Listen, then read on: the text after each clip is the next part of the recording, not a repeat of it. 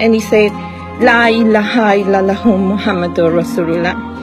I didn't really know the meaning of this, but I feel so comfortable with this word, and I try to memorize it. And every night when I go to sleep, I was, because I feel like I was lost in this world, and I start crying. And every time that I go to sleep, I just say La ilaha illallah Muhammadur Rasulullah. I feel so comfortable. And then السلام علیکم ورحمۃ اللہ. ناظرین، لاؤ شین کا تعلق China سے ہے اور وہ اپنی کہانی بیان کر رہی ہیں کہ اس نے کیسے اسلام قبول کیا. تو چلیے بڑھتے ہیں لاؤ کی کہانی کی طرف. میرا نام لاؤ شین ہے اور میں چائنا میں پیدا ہوئی. میری تقریباً ساری زندگی چائنا میں ہی گزری ہے، سوائے 2 سالوں کے. میں نے صرف اپنی زندگی کے 2 سال چائنا سے باہر لندن میں گزارے ہیں، اور مجھے اسلام اور ایمان کی دولت بھی لندن میں ہی حاصل ہوئی.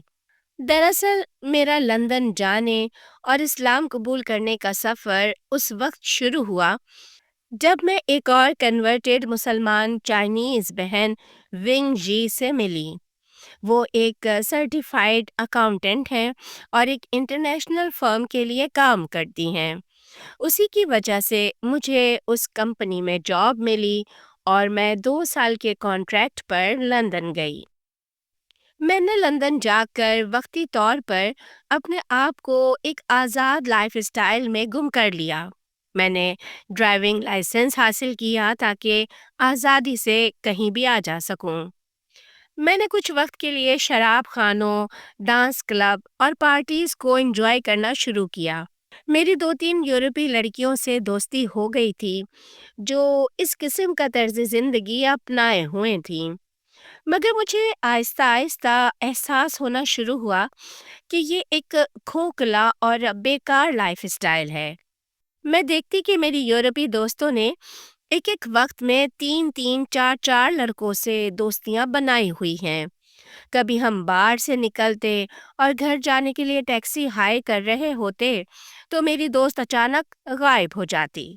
پھر مجھے اگلی صبح پتہ چلتا کہ اسے کوئی ہینڈسم لڑکا نظر آ گیا تھا اور وہ ساری رات اس کے ساتھ تھی.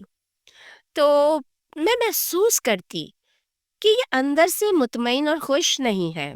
یہ ہر رات خوشی تلاش کرنے کے لیے کسی نئے لڑکے کے ساتھ رات گزارتی ہے. ہر رات کسی نئے کلب میں انجوائے کرنے جاتی ہے، مگر یہ دراصل اندر سے غیر مطمئن اور ناخوش ہے. مجھے میرے اللہ تعالیٰ نے جلد ہی حقیقت دکھا دی اور مجھے احساس ہو گیا کہ جس لائف اسٹائل میں خوشی اور انجوائمنٹ ڈھونڈ رہی ہوں وہ مجھے یہاں نہیں ملے گا. اس لائف اسٹائل میں لڑکے صرف ان لڑکیوں کو استعمال کر رہے تھے، پھر وہ پریگننٹ ہو جاتی ہیں اور ان کی زندگیوں میں مسائل شروع ہو جاتے ہیں. اور ایسا نہیں ہے کہ اس معاملے میں صرف وہ لڑکے ہی قصوروار ہیں، بلکہ یہ لڑکیاں خود بھی اپنی مرضی سے، اپنی خوشی سے اپنی زندگی کو اپنے ہاتھوں تباہ کر رہی تھیں. جبکہ اس کے برعکس میں سسٹر ونگ جی کو دیکھتی تھی. وہ رات کو اللہ تعالیٰ کی عبادت کرتی تھی، دن میں جاب کرتی تھی، لوگوں کے ساتھ خوش اخلاقی سے پیش آتی تھی اور وہ ایک خوش و خرم اور مطمئن زندگی گزار رہی تھی. ایک رات میں اپنے بیڈ روم میں اکیلی لیٹی سوچ رہی تھی کہ اچانک میری سوچ کے زاویے یکدم بدل گئے.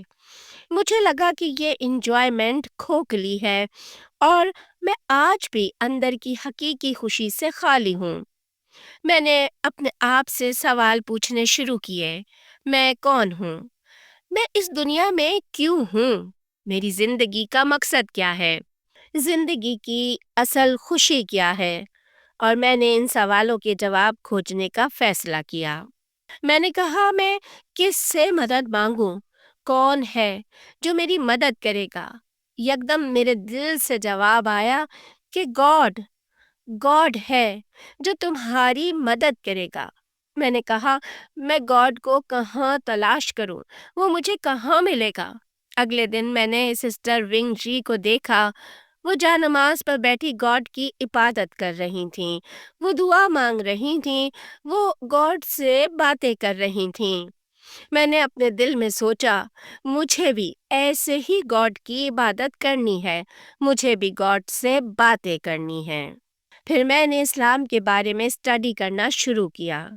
مجھے انٹرنیٹ پر عربی کے کچھ الفاظ ملے اور وہ الفاظ اتنے سادہ، اتنے آسان تھے کہ مجھے وہ الفاظ فوراً ہی یاد ہو گئے۔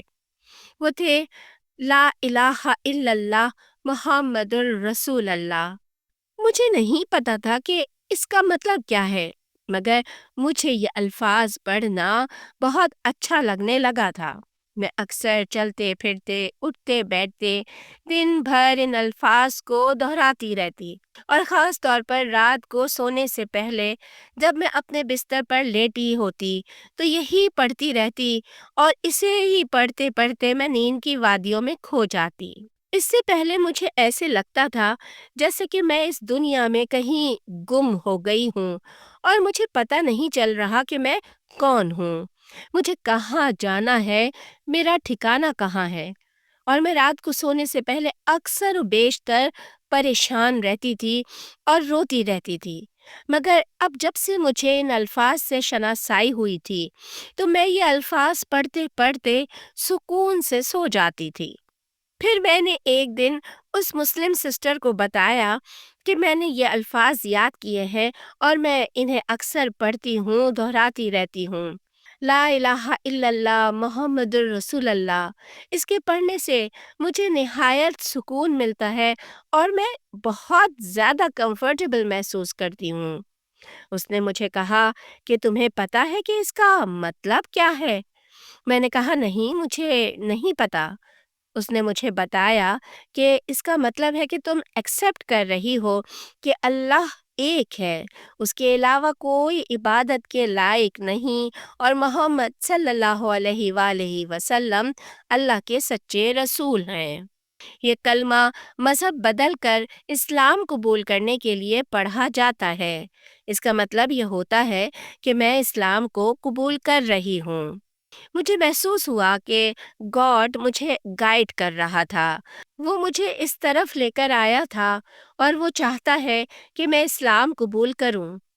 اس طرح اللہ نے میرے دل کو ایمان کے لیے وسیع کیا، اور میں نے سسٹر ونگ جی کے سامنے وہیں اسلام قبول کر کے فائنلی خود کو مسلمان ڈکلیئر کر دیا۔ بلا شبہ ناظرین، دنیاوی زندگی محض وقتی خوشی، عارضی آسائش اور کھوکھلی زندگی کا نام ہے، جبکہ حقیقی خوشی اور دل کا اصلی سکون صرف اللہ تعالیٰ ہی کی یاد میں پوشیدہ ہے۔ جیسا کہ ارشاد ہے کہ الا بذکر اللہ تطمئن القلوب، بے شک اللہ کے ذکر میں ہی دلوں کا سکون ہے۔ اللہ تعالیٰ ہم سب کو عمل کرنے والا باعمل مسلمان بنائے، آمین ثم آمین۔ اس کے ساتھ ہی آپ اپنی ہوسٹ، اپنی بہن سدرا امین کو اجازت دیجیے۔ السلام علیکم۔